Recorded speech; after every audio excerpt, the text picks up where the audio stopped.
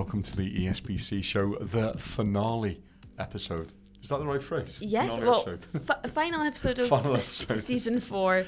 Yeah. There will be a season 5. Yes, there will be. But yeah, today we're talking all about our final region to cover, which is the Scottish Borders. It is, yeah, and it's a big area to cover. So we've got Jan in to talk all about the borders from Hastings and Galloway. Really goes into detail, talks about some of the locations, some of the hotspots. Yeah. And also that market cycle. Maybe people that have moved are now thinking again.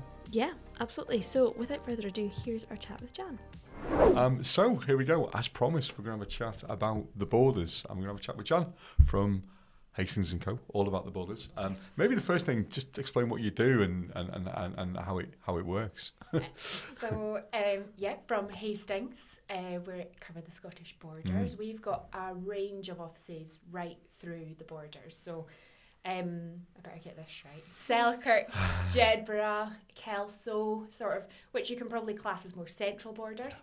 And then over to like the Berwickshire side, you've got the likes of Duns, Coldstream and Eyemouth. They're our that's your main markets. Yeah, but like I say, covers a right range and big radius. Area. And you do the valuations, so valuations. You must out and about. Must be a good drive sometimes, one to the other. Absolutely, very scenic. Great roads, though, in the aren't countryside. They? Great roads. No potholes down there. Well, so yeah, just out and about. Okay. Covering the borders. Yeah. So how's the market been then? I would say consistently good. We're actually up after having a wee look at stats and things. We've seen about an overall increase of about 10%. It's good. In comparison to this time last year. On sales or on listings or both? Everything. Right. So just general activity up a level. Absolutely. So sales, viewings, valuations and instructions. Just everything. Yeah, absolutely. So we have noticed a big... Yeah. And we've had people on the show, haven't we, Megan, talking about sort of post-COVID times, and you know, that I think is interesting because people were going towards the borders, weren't they? Yeah, absolutely. Are you still seeing people kind of coming away from Edinburgh and heading to the borders, or even coming north of the border? Is it buyers and sellers from buyers from further afield? Definitely, because obviously if you come cross border or certainly further out of Edinburgh, you're more affordable housing, and you've got the likes of your gardens front and back and whatnot. I would say maybe not as much as that COVID chaos that we saw. COVID chaos. It was a huge influx to the area, because I think people's sort of priorities and whatnot were reevaluated. And they wanted the countryside, the open space, everything in the borders, which we have. So not as much, but certainly still a good sort of... But it's changed the market almost permanently, hasn't it? Because the speed of sale that you used to have in the borders was in the months, wasn't it? Like 8 years. And then suddenly it was in the days, sometimes hours. Absolutely. I mean, it went completely bonkers, didn't it? As you said. Totally flipped. We obviously... before COVID, it was very much a buyer's market. You could get properties for underneath home report levels, a wee bit negotiation there. And like you say, properties were on for a lot longer. And then COVID hit, and then we flipped right into that seller's market. And really, you needed to be putting 10%, 20% and the rest before... you could secure the property. It's calmed down from there. It's a lot more balanced, isn't it? Really, much more steady, which is it's what we want. Yeah, but we know it's still a real, and we'll talk about hotspots in a minute. It's a really popular area. I mean, we look at our ESPC top 10.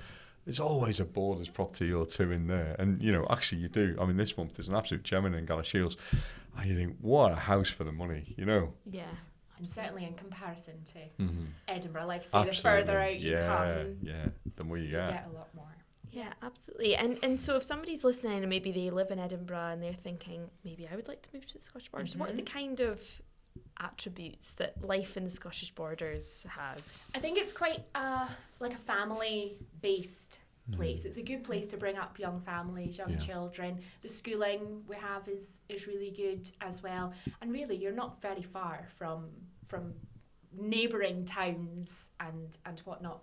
And then you've got the sort of countryside aspect, pursuits, activities, hill walking, horse riding, dog walking. It is just very much a quieter sort of pace of life in comparison to the likes of your hustle and bustle in the city. But yeah, I'd say probably quite a lot of communities, villages, independent retailers, shops. If somebody is thinking of moving, where are the kind of hotspots, places to maybe pop into the search bar in ESPC.com? So I think your main sort of premium sought after areas are the likes of Melrose, Kelso and Peebles. I would say they are full of your independent shops and bakers and butchers, pretty sort of market towns that are quite touristy as well, but lots and lots of locals, and you know, like a right community type feel. We have seen a huge uptake in demand for coastal properties as well. Yeah, that would be mirrored by, again, post-COVID. So the likes of Coldingham, St Abbs, Eyemouth, you know, those places are becoming sort of more and more increasingly popular sort of by the seaside. I can imagine. And in terms of the train line, which obviously came about a few years ago, has that changed, I think? Certainly made life a lot more accessible. Yes. You know, I got the train up there you today go. and you're literally into Waverley in 55 minutes, whereas That's before you were either driving and having a nightmare to park or getting the bus. Yeah. And so where did you get the train from? Tweedbank. Okay, yeah, so Tweedbank. So yeah, main sort of down the A7 to Tweedbank, or there is over the Berwickshire side your sort of Berwick, Reston train lines over sort of on the east coast. Yeah, so it's certainly a draw. So and can you get a train from Galashiels? Yeah, so Tweedbank, Gallas down. Yeah, of course, that's right. Further up. Yeah. So a lot more commutable to Edinburgh, and I do think that, you know, a lot of people have come further out if they are working from home still. Just need to pop into the office. Yeah, now and then. Yeah. I'd agree with that. And you look at some of the, again, first-time buyers stuff, Galashiels. I mean, some of the prices there, wow, low. Yeah, absolutely. And I think the sort of further out you come, so you're going to pay that wee bit more of a premium in the likes of Melrose, Kelso, Peebles, even like St Boswell's. You know, it's kind of nice, coming up. Yeah. And then so prices really do vary depending on where you are in the borders. That's but, you know, quite apparent. Good value, pretty much everywhere you go. Really. Absolutely. So I mean, clearly by its name, the borders. You are on the border. How do you find have we seen English buyers come across? Is there been a bit of that, and has that calmed down? And again, now that they've raised sort of stamp duties, it's called down there, LBTT equivalent here, and additional dwelling supplements gone up there. Do you think that might level the playing field? Because there was a time when it was so much more expensive to buy in Scotland than England. But do you think I guess it's too early to have seen a shift, but what's your read? Yeah, we have, and that was again that post-COVID effect. We did see a big influx into the area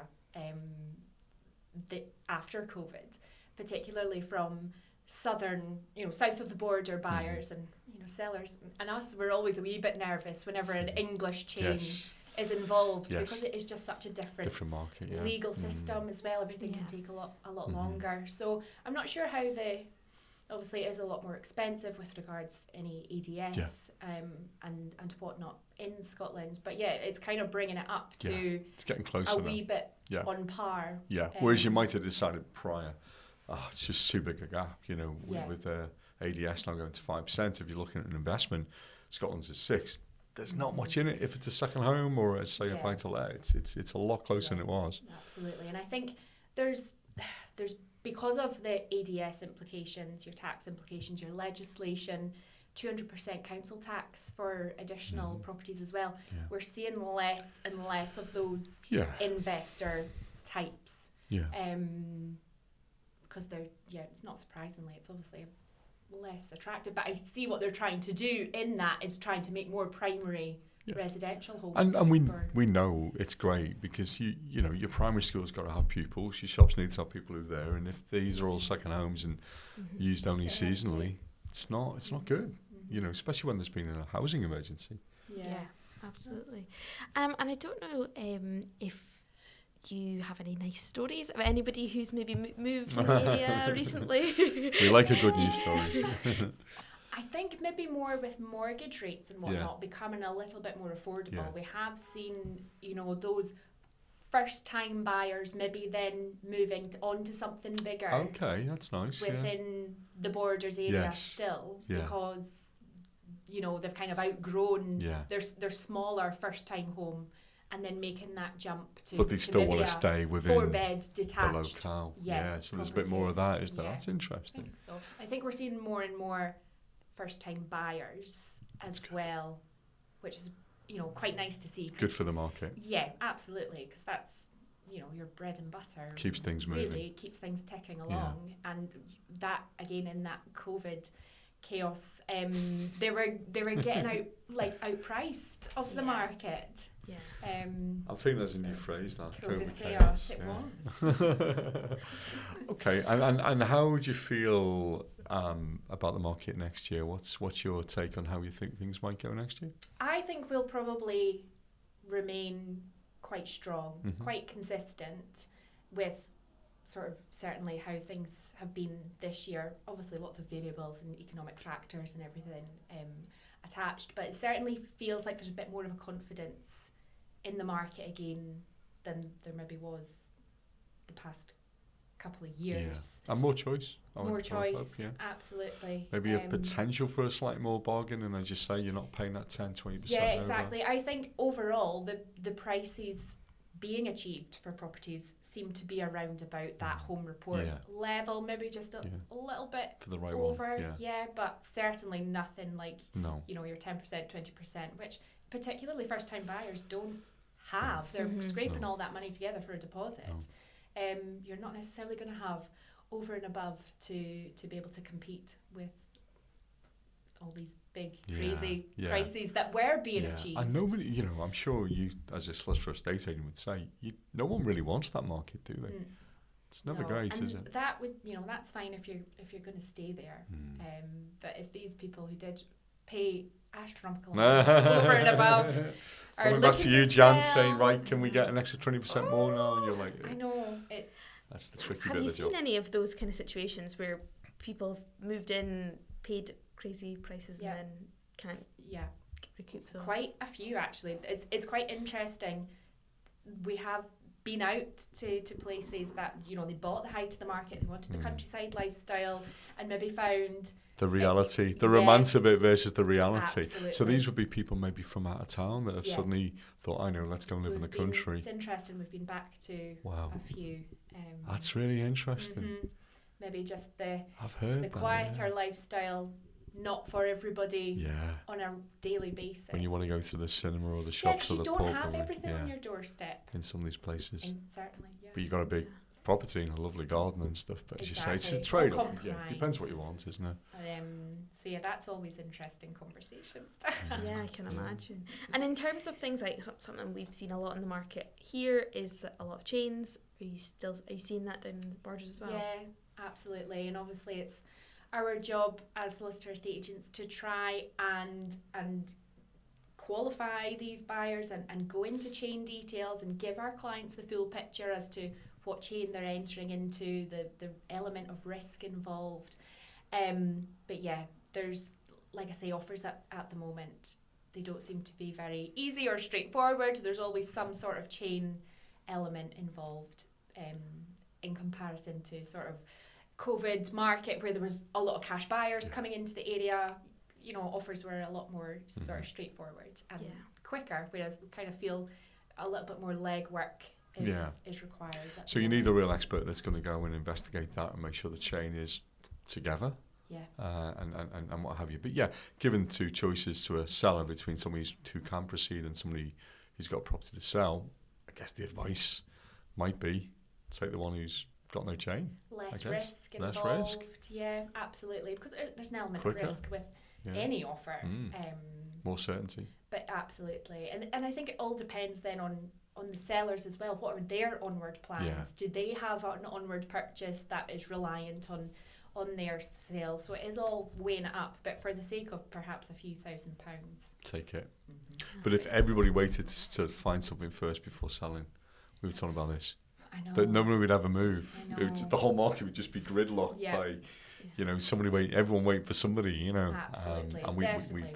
we More really of a need to avoid that. attractive position to be Get yourself in good that to go. position. I've got clients lined up, ready to come onto the market in 2025 already. We've got the photographs, we've got everything sort of ready to go, but they just you need to take that leap of faith, basically, don't you? And it always works out. Yeah, and it's amazing when you put the house on, and I'm always saying to clients, it's easy for me to say because it's not my house, I'm not the one moving, but we do just want to try and make it as stress-free and enable you to be able to move. So that's why you're employing a good agent. Well said. Absolutely. But I think that was everything that we had on our... Okay. Is there any advice for anyone thinking about moving to the Borders you've got? I would say there's no bad area really in the Borders. If you want a sort of quieter lifestyle, get a little bit more for your money, a bigger garden, maybe a few acres. Yeah. Wow. Then just do it. Yeah.